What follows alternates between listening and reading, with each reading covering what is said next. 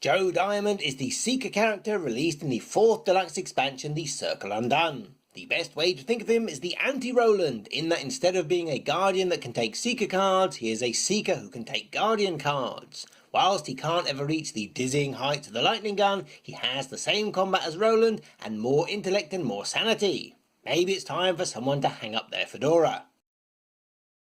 Joe's 12 points of stats run 2-4-4-2. This means he has the lowest willpower of any of the other 5 Seekers, dragging the class down to an entirely new bracket. Intellect-wise, he is still joint bottom of the class. Gadzooks, what's going on? Fisticuffs is what? The Seekers have never even had a 3 combat character, let alone one with 4. This is Zoe Samaras levels of pugilism. Agility-wise, he is strictly middle of the road. For health and sanity, he has 14 points, and is the most hardy yet most fragile-minded of all the Seekers.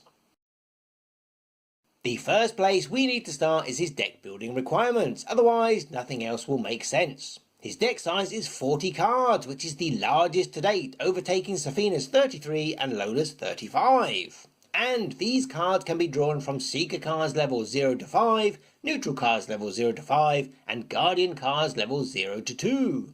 He very much has the feel of a core box Investigator, or a mirror universe Roland Banks. A minimum of 11 of his 40 cards must be events with the Insight trait, and this does include his signature weakness. A card's traits are written in bold just above the ability text. You can include more, all the way up to 40 if you want.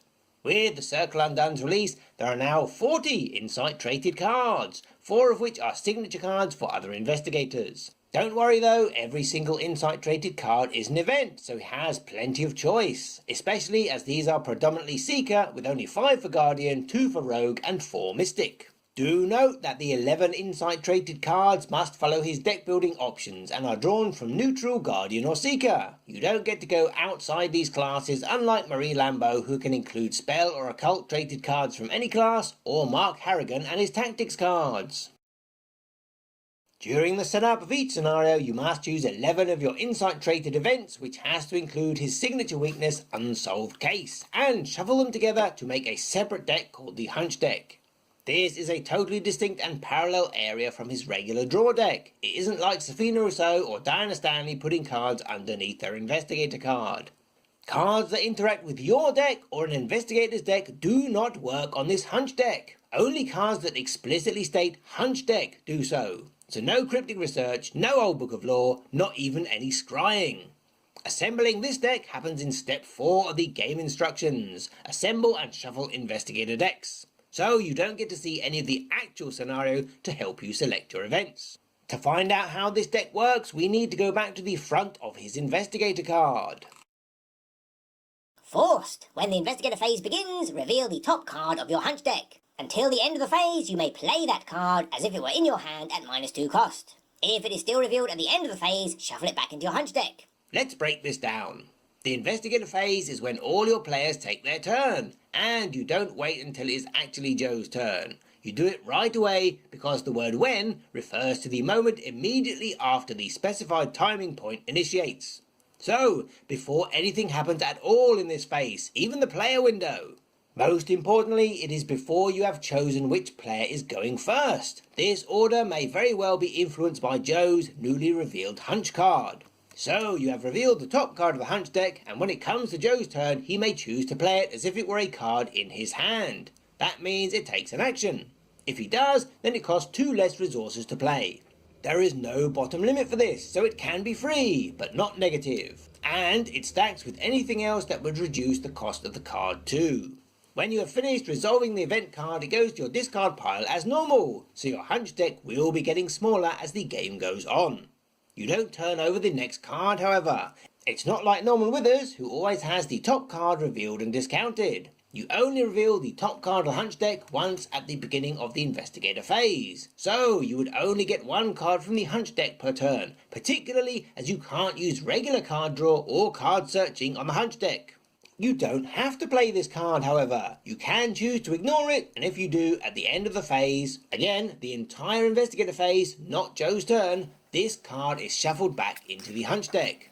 By wording it this way, it leaves room for cards that could grant Joe an extra action later in the phase. and the top card is now face down and remains so until the next Investigator phase, when Joe's forced ability turns it over immediately when the Investigator phase begins. Once you have played an event card from the hunch deck, it is now in your discard pile, a great time to use Eidetic Memory. If you shuffle your discard pile into your deck because you ran out of deck, then these cards are now in your deck, ready to be drawn and played normally, without a discount. Following us so far? One way to get them back in the hunch deck is with his Elder Sign effect, which reads, +1. You may move an insight event from your discard pile to the bottom of your hunch deck. And it makes no distinction between insight traded event cards that started in your hunch deck or didn't. Any will do, just make sure it goes to the bottom, no shuffling required. There is also no limit to the number of cards that can end up in Joe's hunch deck, only that it starts with exactly 11 cards. His signature card is Guns, a seeker with a weapon, fancy that. Technically it is 2 weapons, as you can see by the dual hand slot icon. These are a pair of Detectives Colts 1911s. We have seen dual pistols before, with Jenny Barnes and her twin 45s. Its ammo count and power is comparable to Roland's 38 Special or the 45 Automatic, save for double the hand slots. To offset this high price, it has 2 features. Firstly, there is a defeat ability, so that if you do defeat an enemy with the attack action on this card, you get to move an insight traded event from your discard pile to the bottom of your hunch deck. Just like your Elder Sign ability, but hopefully more prevalent. Secondly, up to 2 tool assets you control do not take up hand slots. Tools are the stock-in trade seeker items like flashlight, magnifying glass and the new fingerprint kit. Sadly, this won't help with regular items like survival knife or machete, so pack a bandolier. Likewise with archaic glyphs, ancient stones, old book of lore, or any tome for that matter. This can be a tough decision. If you already have 1 or 2 tool assets in play when you want to bring in your signature weapon, then you don't have to discard them, thankfully. This was cleared up in the FAQ. You only check your slot limit after a new item has entered play, by which time the ability on the card is in effect, and up to 2 tools in play do not take up any hand slots. Gasp, shock, horror, it isn't an enemy, but a cold case. The deck building instructions tell you that it starts in Joe's hunch deck, and it is an insight traded event. When you reveal the top card of your hunch deck at the beginning of the Investigator phase, and this is revealed, nothing happens, which is odd for a weakness. It will sit there quietly for the whole phase and do nothing. At the end of the Investigator phase, the forced ability on Joe's Investigator card prompts you to shuffle it back into his hunch deck. Now the forced effect on his weakness triggers. If Unsolved Case would be shuffled into your hunch deck, add it to your threat area instead. For the remainder of the game, it gains Forced. When the game ends, Joe Diamond earns 2 fewer experience for this scenario. Which does exactly what it says on the tin. You reduce the amount of XP Joe gains by 2. Not the whole party, just Joe. And this is to a minimum of 0. It can't be negative. Is this better or worse than Trauma? You decide. Once it is in his threat area, nothing can affect it. It isn't an asset or taking up a slot, so no one can interact with it or discard it. It is too late to play it, as event cards can only be played from your hand, or a place that is treated as if it were in your hand, like the revealed top card of his hunch deck. So how do you stop this calamity? When it is Joe's turn and this card is face up on the top of his hunch deck, like any of his other insight traded events, its cost is reduced from 4 to 2 by his usual discount. So you simply spend an action and use the play action to pay the resources and remove it from the game. You just need time and money. In addition to this, if Joe has any clues, he must place one of them on the location with the highest shroud, so check the face-up location for the largest number. If there is a tie with more than one location sharing the highest shroud value, the lead investigator decides where the clue is placed, not Joe. Let's be clear that you don't need to have any clues on Joe to play this card. The placing of a clue is an effect of playing the card, not a cost to do so. So if Joe has no clues, no clue gets placed. He can still pay, play, and remove this from the game.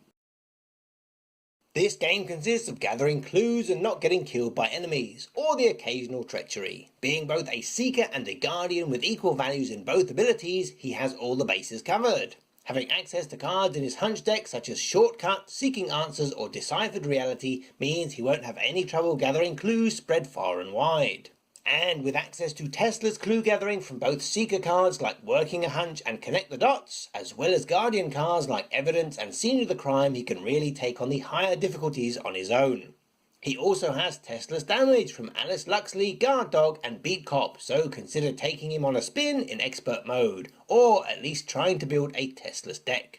His weak point is Sanity, and that is hard to mitigate, as Seeker and Guardian allies can be quite horror light, with Brother Xavier being his best bet, especially as he gives a willpower boost. And you will need Tooth of Etzley or Police Badge if you don't want him to get shredded by willpower tests on encounter cards. Being a Seeker Guardian means he should be able to maximise victory points on both locations and enemies, so expect some rapid progression, which is what you need when playing solo.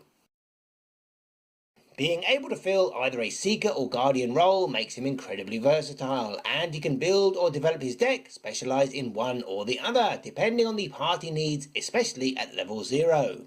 Guardian cards like Teamwork are multiplayer orientated, not to mention things like Dodge, Let Me Handle This, Heroic Rescue and all of those lovely healing cards. Don't forget about True Grit or Brother Xavier, or even Guidance.